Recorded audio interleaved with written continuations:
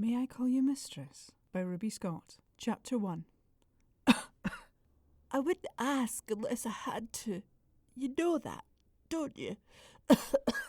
Matt dissolved into another fit of coughing, and Abby gave an involuntary shudder as the sound of mucus rattled through the phone. I know, she repeated, grabbing an envelope from the pile of unopened bills on top of the microwave. A sticky residue caught her hand as she reached for the pen. Oh, for fuck's sake! Still holding the pen, Abby lifted the side of her hand to her mouth and licked. Yep, it was definitely honey. That was a relief. Letting out a long sigh, she tapped out an impatient rhythm with the nib of the pen and the paper, waiting for Matt's coughing to subside. When it did, she wasted no time. Right, what's the address? It's Mill Farm Road, Aberdour. Well, it's not Aberdour, it's about 5 minutes out of the village, Matt said in a thin wheeze. I'll WhatsApp you the directions and the coordinates. Just follow the road to the bend. You can't miss it. Like the last Glencoe shoot, she thought, but decided not to vocalise the cynicism she held towards her friend's navigational prowess, or rather, lack of it. On that trip, Betty, her battered brown Renault Clio, had to be abandoned halfway up a sheep track. Mind you, being rescued by the rather luscious Lisa, a smallholder with a throbbing quad bike, had given the day a welcome upturn. I've let Victoria know that you'll be there by 9, ready to start. What, you've already... Abby, you are a fucking star. You know that, right? Abby rolled her eyes at Matt's stock question. It had taken a few months after they'd first met to realise it wasn't rhetorical, because frustratingly, if she didn't respond with immediate agreement, then he'd just keep asking. The balance between fondness and downright irritation with him was always in equal measure. Yes, Matt, I know that. Send me across the job sheet and the address and I'll get it done, but you owe me, big time. Abby was pretty sure Matt spluttered some more thanks, but she didn't hang on the line any longer than she had to. Ill people were never really her thing. Hanging up, she leant into her kit bag to pull out a bottle of sanitizer. The clear blob hit her palm with a reassuring plop, and she worked it over her skin, as though whatever virus Matt had could have seeped through the phone. The screen lit up with directions for tomorrow. One tap later and the full spec appeared. Client: Victoria Fraser. Address: Tynandanach, Mill Farm Road, Aberdour. Details: product shoot for website, adult themed. Abby's eyebrows raised. This was a little different from her bread and butter wedding shoot. Intrigued, she read on. There were approximately 20 new products being added to an existing online retail business. Her fingers sped across the MacBook keyboard, typing the site address: wetforwomen.co. Abby came face to boobs with a tanned, well-endowed pair of... Yep, given the proximity and placement of their hands, it was safe to bet they were lesbians. Running her finger over the trackpad, Abby decided this favour she was doing Matt might not be such a hardship after all. Besides, if she wasn't covering Matt's shoot, she'd only be spending the day editing couples cooing over each other, dripping in love. Ugh. The poor saps had no idea how fast it would all come tumbling down once the shine wore off. They'd wake up one morning to the realisation that they'd already peaked, leaving them warped together in a sad, spiralling descent for the rest of their days. At least, that was the matter-of-fact reason Katie offered for the end of their marriage. It happened over porridge one morning. With such quick efficiency, Abby's bowl was still warm as the door slammed closed for the last time. That had been 18 months ago. And Abby still couldn't reconcile Katie's vision of bleak oblivion with her own excited anticipation for the holiday they'd booked to Disney. To this day, she still hadn't ridden the Seven Dwarfs mine train. Plus, she'd never been able to face oats again. Wetforwomen.co offered a line of lube that came in a variety of flavours, including stuffed jalapeno. Stuffed with what? She mused, before being distracted by a sleek designer dildo range. They were USB chargeable, the sort of toys that didn't need batteries or a motivational team talk before the big game. The sort that Abby aspired to own. Perhaps tomorrow's shoe was for a new range. Abby checked her watch. In exactly 11 hours, she'd have her answer. There might even be a chance that she could come away with a free sample or two. God knows she could do with an upgrade. Not a sudden jump to first or even business class, but making it out of cargo would be a start. Where the Abby threw the soft velvet cushion against the sofa in frustration. The only upside to shooting weddings every week was that the standard gear never varied, and she could gather everything she needed blindfolded inside of 5 minutes. Crucially, that meant an additional half an hour in bed.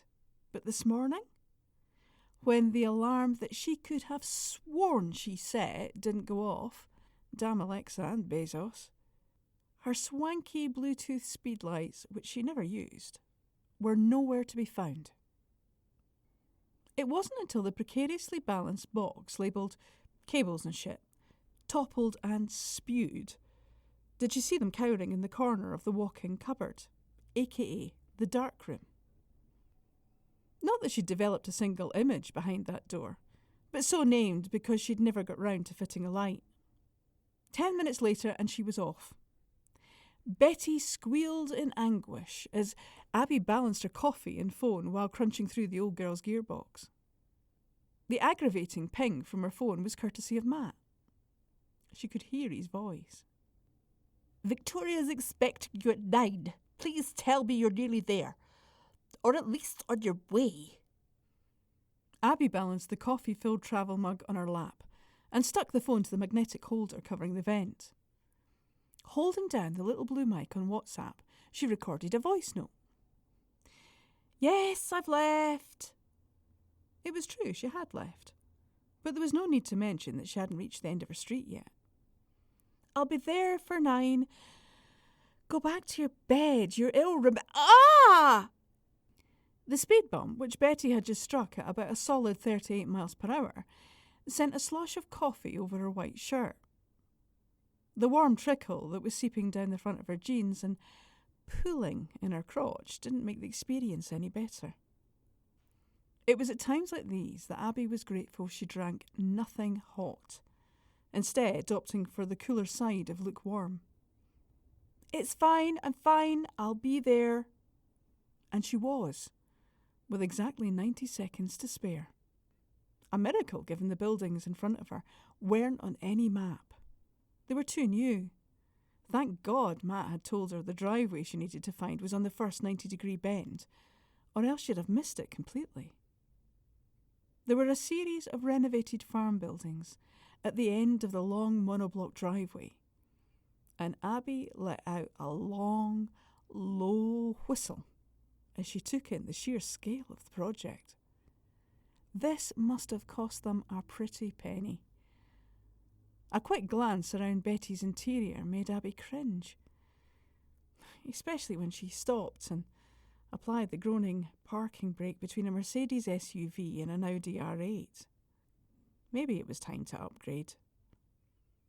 That second-hand Honda Civic she'd seen online, with under 50,000 on the clock, was almost in her budget.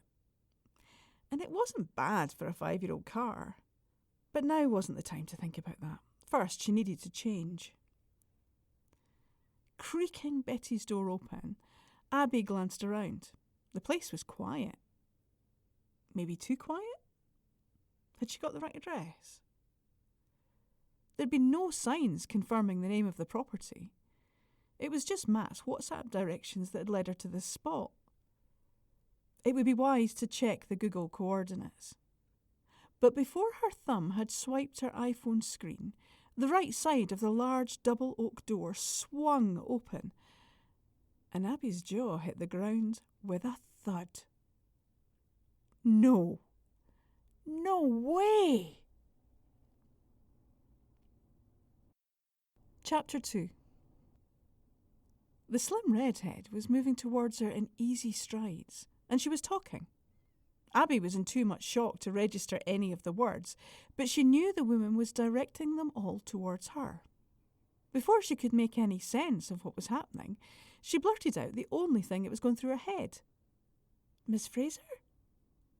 The redhead stopped, drawing her head back just a little, and her open face changed to a curious yet playful frown as she considered Abby. "Do I know you?" It had been, 12 years? No, wait. If Abby was 32, then it had been 17 years.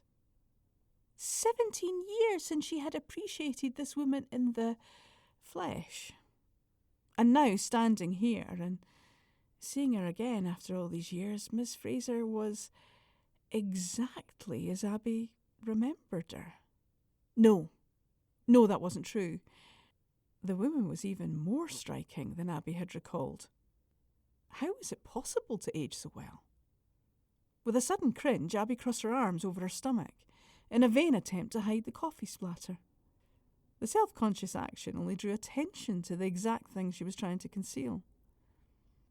"I'm Abby Mason," she offered nervously. The air of expectation that came with Abby's words seemed to land with nothing more than confusion for the red-headed woman. "Yes, Matt told me your name."